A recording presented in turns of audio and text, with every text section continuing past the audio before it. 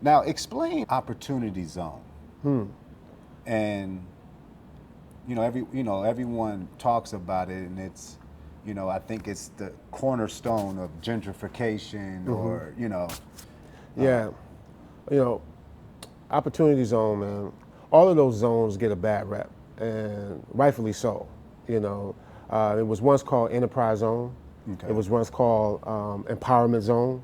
You know, those were the places where rich white people would come into these communities and get tax havens. Mm-hmm. The plan was for them to actually hire, hire people from the community and purchase products from these communities, and then they received a tax break. But the only people who was benefiting from that was, you know, rich people from other communities, and not the community itself. Mm-hmm. They just took from us. Um, in 2017, the Opportunity Zone came about, and that was supposed to change things, and that was supposed to help the small businesses in this particular area, specifically in South Central. Leimert Park had to fight hard to receive that zoning, because this is one of the largest concentration of black millionaires in the country. Mm. And so it was hard to kind of explain what's happening down here and what's happening up there, because it's all in the same zip code. And so because of the opportunity zones, I mean, I don't want to go too far into my answer. I'm sure you have other questions, and I don't Yeah, want to answer those. So, yeah. if you have another question outside of that, I I'll mean, answer it. no, please, because I think this is very important. If you can elaborate. Yeah, yeah. So the opportunity zones, man, really helped us a lot. You know what I'm Okay. saying? I mean, especially me, coming from where I came from. While I was in prison, I started a nonprofit called Black Owned and Operated Community Land Trust. Mm-hmm. And that's the nonprofit that I used to actually purchase this building from here to the alley. Okay. And because of opportunity zones, we were able to get not only um, a lot of support from financial institutions, but we was also able to receive, which I call cheap money, from organizations that are called CDFIs, which Mm-hmm. are nonprofit banks. Okay. And those banks were able to give us a loan, for the small portion of money that we owed on the building. Okay. And that's because of opportunity zones. So once we have been designated, it's easy for people to invest in this community. There's a lot of great things that happen because of it, but there's a lot of predatory developers Okay. in this community as well, who are utilizing that. There's a lot of organizations who are predatory, who are utilizing the poverty of this community to enrich their pockets. Yeah. So it's really about the individuals who are using these laws, as Yeah. opposed to the actual law itself, or the covenant, or you know the bill, Okay. or whatever it's called at this point.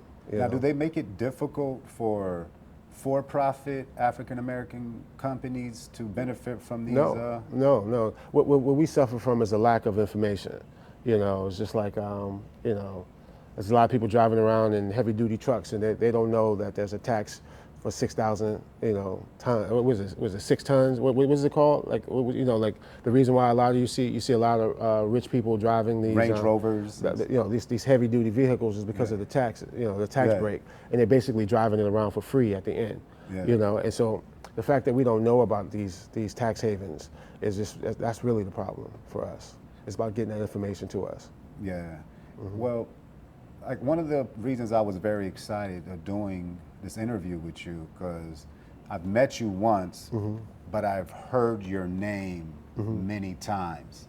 And to me, you represent the the face, or one of the faces of getting back to community Yeah. for us. You understand?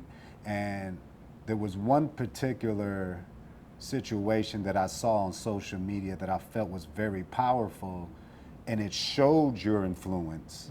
Was Chase and you guys had a sidewalk here that should have been repaired Yeah. for months, and it just sat crazy.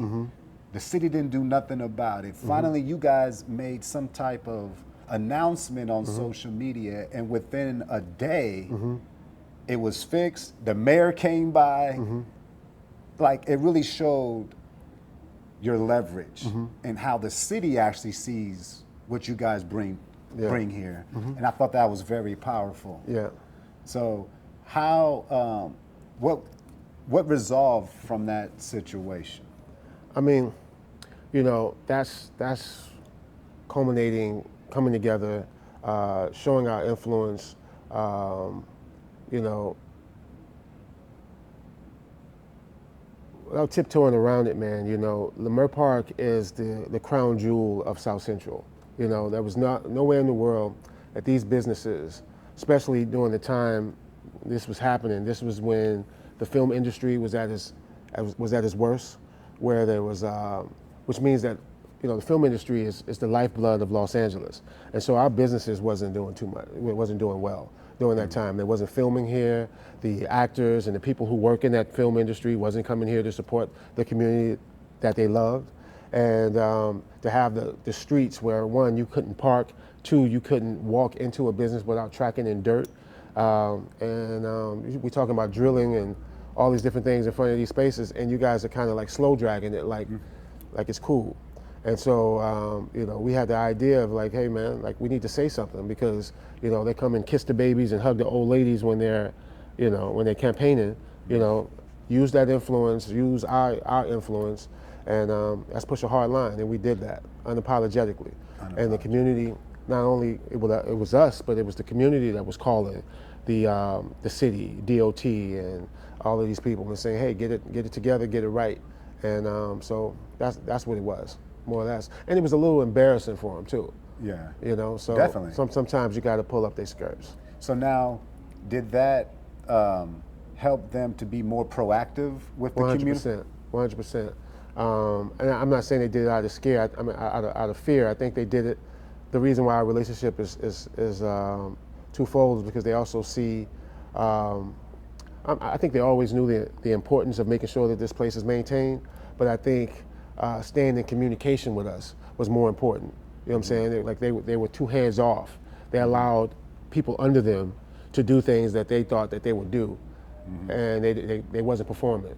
And so they just needed to have their ear to the street. So now we meet every Monday with City Council, and we discuss everything, every issue, every problem, and it's handled like that.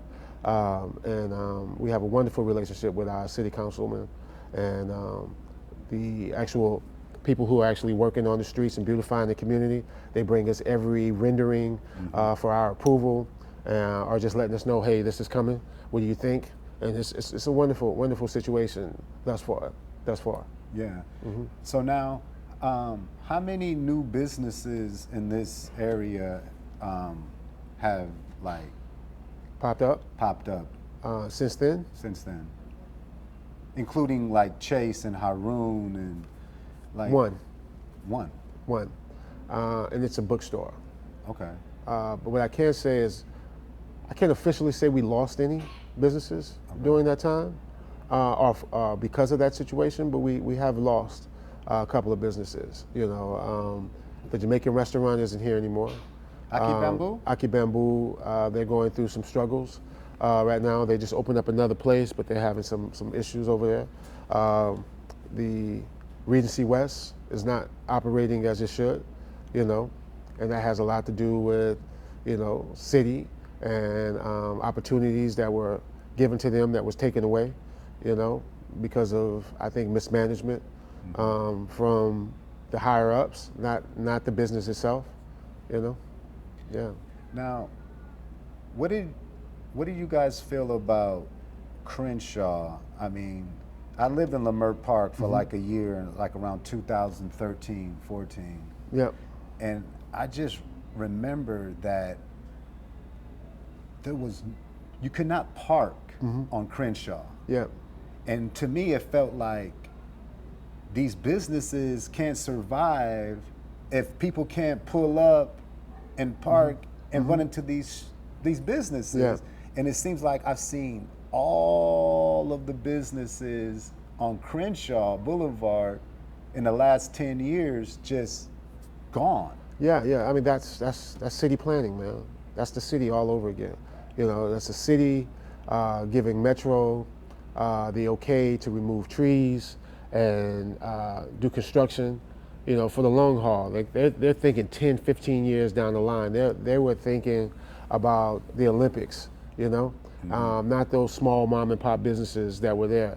No one was around advocating, making sure that those businesses were going to come back when the opportunity came around. It's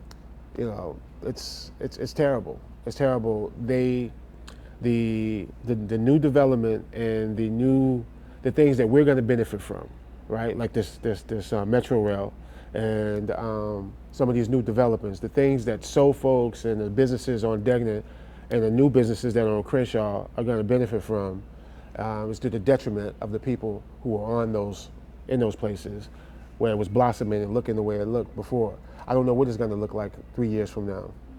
Wow. You know?